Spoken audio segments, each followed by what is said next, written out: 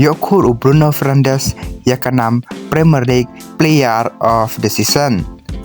Hadin ba Bruno Fernandez orang yang lekai jangka klub Manchester United lalak bani lekai baha akan kesamoi kabledap kata kesamoi jung usnam arhajar arpsan arhajar arpunreu dakaba lalak ban penyo arpui telik asis ha ke Premier League per Bruno Fernandez ulah tahu rekod dakaba ulah kelalong mau uta orang yang lekai wa penyo bontam ki asis ha ka wei kesamoi jong ke Premier League.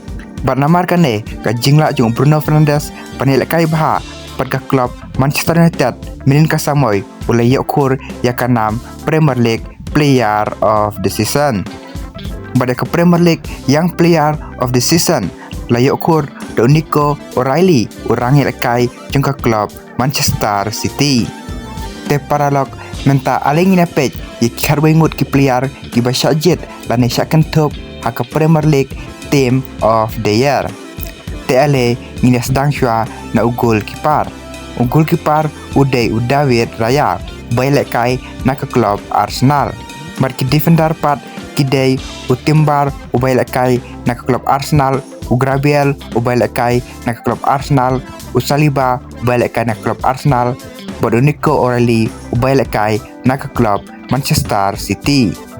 Ki midfielder pat kidai Bruno Fernandez ubailak kai na klub Manchester United, Declan Rice ubailak kai na klub Arsenal, Ryan Cherki ubailak kai na klub Manchester City, Semenyo ubailak kai na klub Manchester City.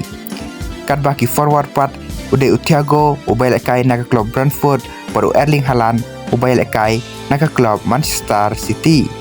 Te parlok kini kan kidai kita karwai ngut kirangel kai di basyajet hak Premier League Team of the Year.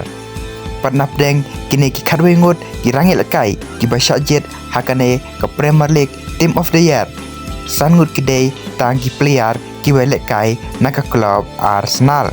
Pernah deng kini ki san ngut kirangil kai ki bailek kai per ke klub Arsenal. William Saliba udai utau defender ubala syajet labun sintam hak ke Premier League Team of the Year.